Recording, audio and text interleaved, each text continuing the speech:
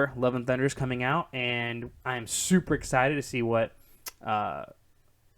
it is going to hold for us. Like, I think Thor 3 was one of the biggest surprise Marvel movies I've ever seen. I was blown away by it because my expectations were so low because it was a Thor movie. But I am excited. I am so excited for Thor 4. I'm more excited for Thor: Love and Thunder than I was for Doctor Strange, and pretty much any other Marvel movie in the last couple of years, with the exception of Spider-Man. Like, I am ready for Thor: Love and Thunder. Their AMC's releasing a giant, um, uh, what's it called, a popcorn bucket, and I am super excited to be buying one. Here it is right here. This popcorn bucket that they're releasing. Yeah, that is going to be mine. I'm going to definitely buy this on the premiere.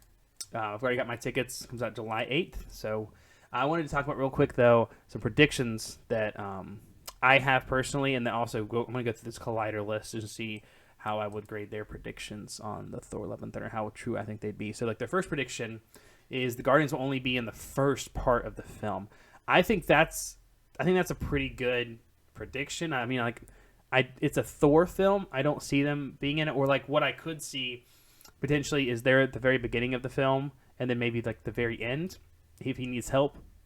I could see him, like, recruiting them back, or them making a small cameo at the end or something.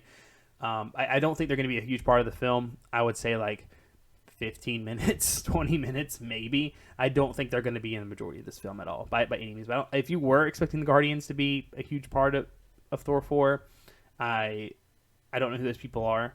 I'm sorry, Guardians fans. I just don't think they're going to be a huge part.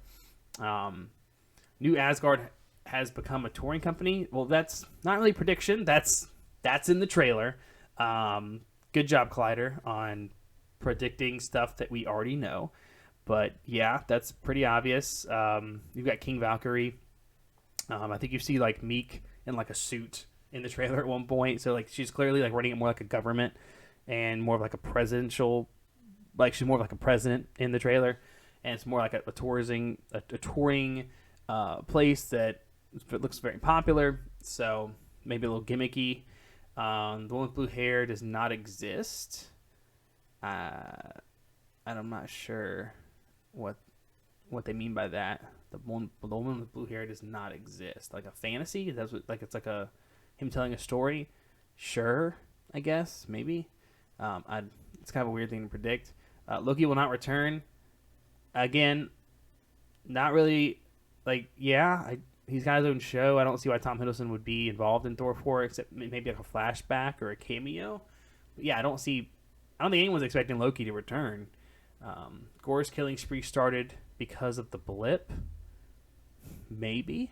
That's actually a pretty interesting prediction.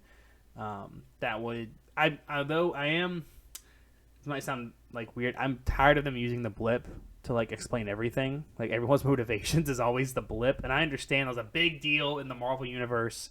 I understand. I'm just tired of them using it at this point. Gore will kill Zeus. I think that's a given. I think any gods in this movie that are not Thor, like Natalie Portman's Thor, or like the Panther god from Black Panther, I see Gore killing. Like, I legit think they brought in Russell Crowe just